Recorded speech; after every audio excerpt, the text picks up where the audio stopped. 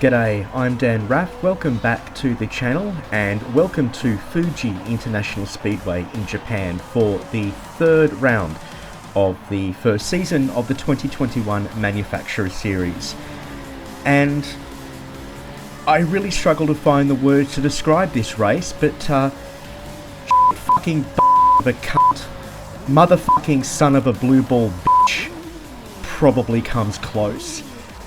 This was an awful race, and believe it or not, what you're about to see was my best result from the 3 attempts that I had. The first 2 were disastrous, but you find me on P7 in the grid. So let's take a look at my qualifying lap. Now, I know that on this track it's usually the done thing to try and stay in someone's slipstream to get a bit of a boost on the eternally long straight that this racetrack has, but down here in the lower lobbies that's not advisable, because you'll more likely than not just simply be held up by drivers in front of you on the more technical parts of the track. And speaking about the more technical parts of the track, they're terrible. I hate this track, like I can't tell you. It is my second least favourite track in the entire race. The first is Willow Springs, but we'll talk about that when we race there. I remember when from this point here, there used to be a long right-hand sweeper onto the main straight, and now it's like someone's just dropped a wet noodle onto a piece of paper and said, "There's your racetrack." And these off-camber turns that get progressively tighter up until the last turn onto the straight. Just, oh my god, they're ruthless. But you know, after all the practice that I had, and after this qualifying lap, which out of the 3 attempts at this race I had, this was the best. The best qualifying lap that I put in, managing a 1:39.8. My best lap in free practice was a 1:39 flat, so not too bad, all things considered, as we move further down the grid. Again, a lot of Subarus in this race, and you'd think that my Subaru teammates and I would try and work together and get a good result, but no, it just... Honestly, so many people in this race just had an every man for himself mentality. This guy, Songlat Bosku, he is the villain of the piece for this race, because he destroys my race very early on. And I tell you, I mean, I would have had another attempt, but it was getting very late at night, and by the time I finished this race, I'd driven 500 kilometers for the day. You know, which is that's the distance, half the distance between here and Melbourne. And I hadn't left my house, so oh god, it just went on and on. This race just went on and on and on and refused to die. So as we get started for the longest race of my life, really. And at this point, I was, you know, obviously didn't know all of this, but, you know, everything that's about to happen in the race was still unknown to me. So I'm feeling good, I'm feeling okay, and thinking, right, as long as we get around T1, we're golden.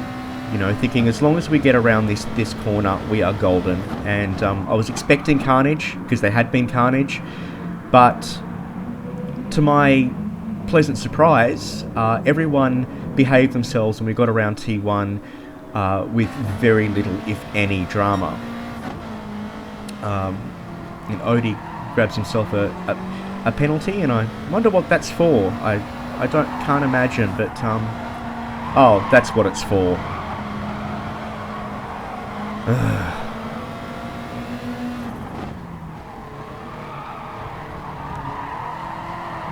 So around the corner that I'll affectionately call the Shark's Fin. I don't know what it's actually called, but it's a terrible corner. All the corners on this track are terrible.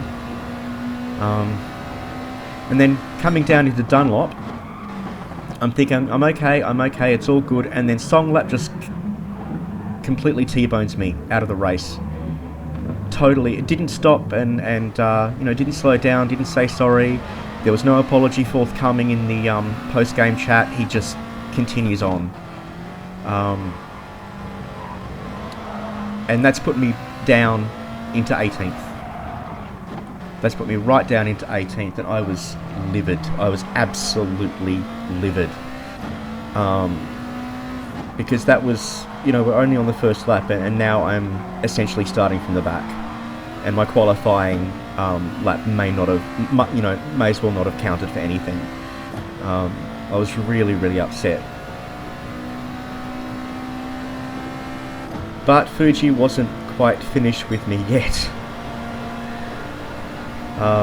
Yeah, just, you know, as they start getting a little bit antsy up the front. And yeah, this is more what I expect from T1 on Fuji. Like, that's pretty much how it is. And I get a 2-second penalty for what? I don't know. I mean, I've reviewed this race. I took my normal line. I just didn't really... I mean, I still don't know what that 2 seconds was for. But as much as I don't know what that 2 seconds is for, as we'll see later, this game is quite good at just handing out penalties for nothing. And as we come down into Dunlop, I get rear-ended by Beavertail. That sends me skidding sideways. I'm a passenger at that point. Get back onto the track, I'm rear-ended again, and another penalty, another second penalty, and then another 2 seconds just for good measure. So 5 seconds of penalties to deal with right as the main straight begins. And I've started to lose my composure at this point. We're only 2 laps and I've still got another 18 laps of this infernal race. And, you know, this is just insult to injury.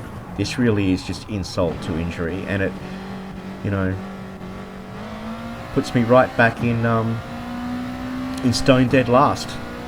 Stone dead last from qualifying in 7th. I'm down to stone dead last with only 2 laps completed.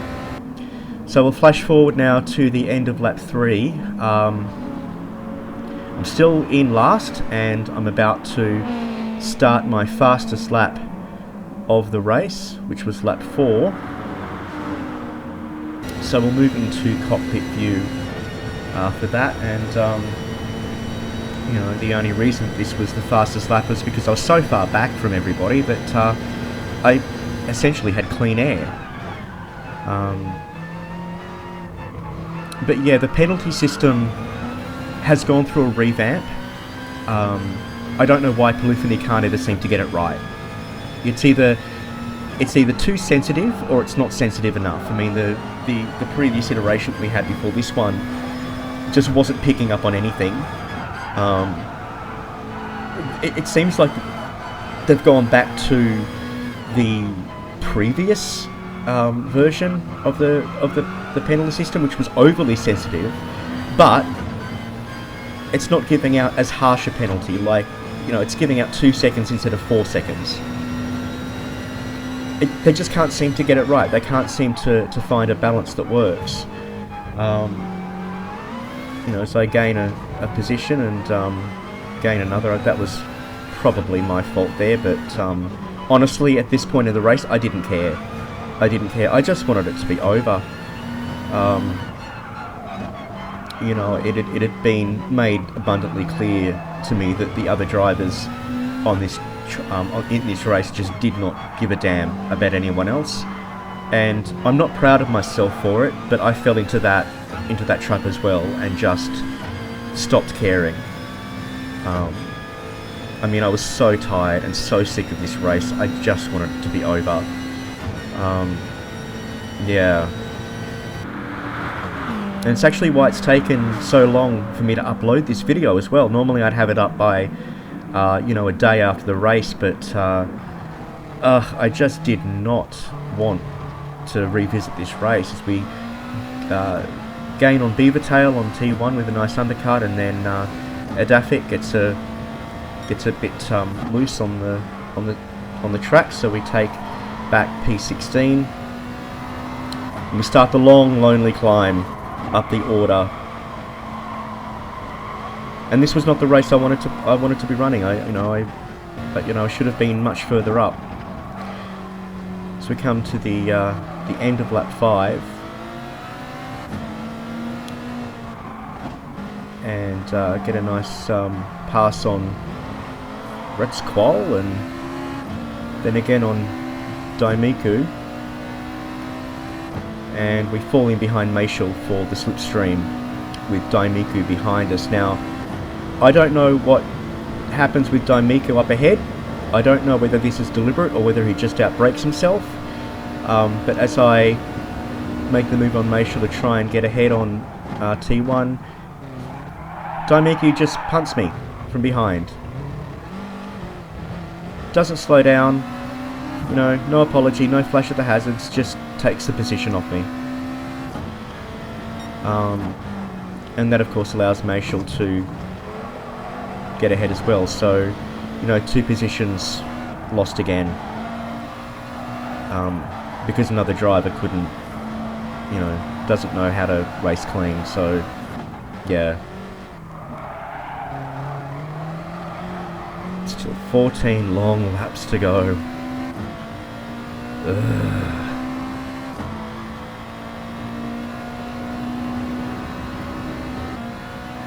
So we flash forward now to the end of lap 8,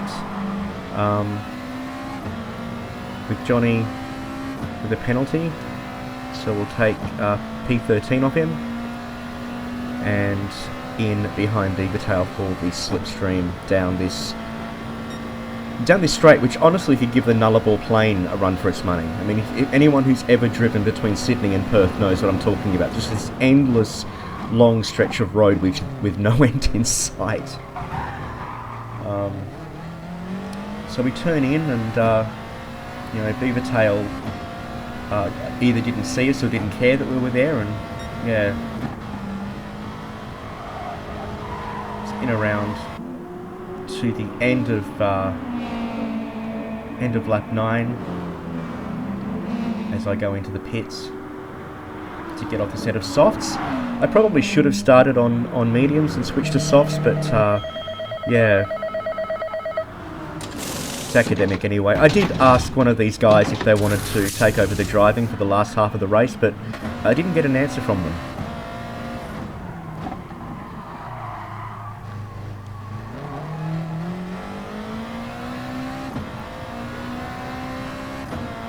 So we'll skip forward now to towards the end of lap 12, where Ryo has had a bit of trouble. So we'll take back P16.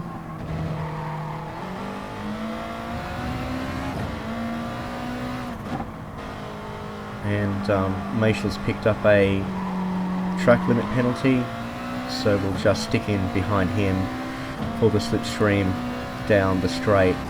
And really from here on in, it's just about people pitting ahead of me as zonal goes in, and we go up to P15 now.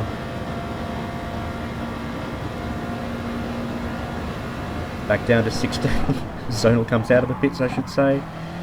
But then Mayshul gets a bump from Zonal on T1, and so we now we go up to P15, and onward we go. So towards the end of lap 13, and Yudafik is having trouble, so he brakes weirdly in that rather awful corner, so we'll take P14 off him.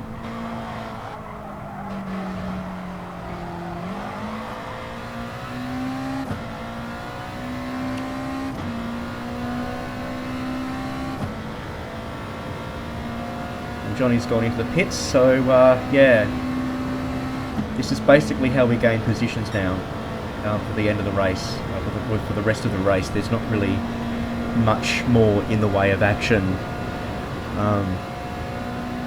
yeah, flash forward to the end of lap 14, and Odie and Beavertail in the pits, so that puts us up into P11.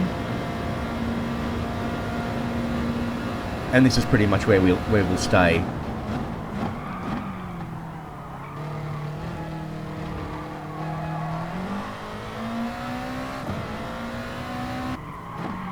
So, to lap 16, and pick up a track limit penalty. Fair enough, I did cut that corner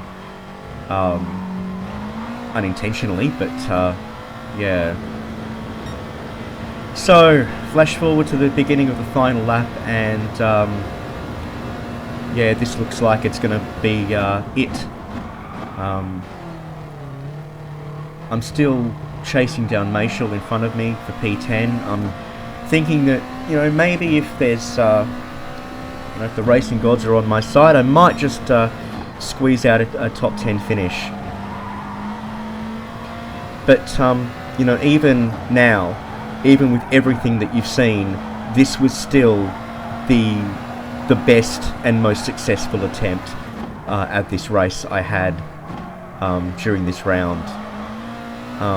The previous two races were just awful, absolutely awful, and I knew it would only get worse if I kept going. If I you know tried a fourth or a fifth attempt at the race, it would just keep getting worse and worse and worse, and I wouldn't, you know, really improve. So this was where it ended. And here, so I get close to Mayshall ahead of me. I'm thinking maybe there's a chance that I can catch him in this last little sector of the track, but it's not to be on that corner, and I didn't want to, you know, punt him off. Try a cut back here, but obviously not. This is an awful corner. Like I say, they're all awful corners, but we'll stick behind him in the slipstream. It takes 3 hours to get down this straight, so maybe that's enough time for us to catch him, but the Nissan just has too much power and it's out of our grasp, and we finish in P11.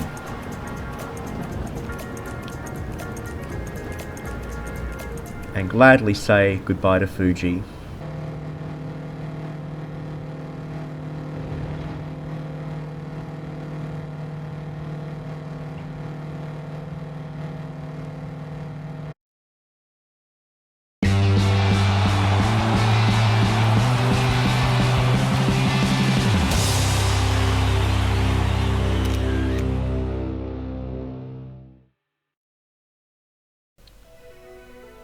Well, thanks for watching. If you enjoyed that, you're an absolute sadist. But anyway, like, comment and subscribe. Next on the calendar, we're at Barcelona for some Super Formula action for the third round of the 2021 Nations Cup. That's all from me. I'm Dan Raff, and I'll see you at the next race.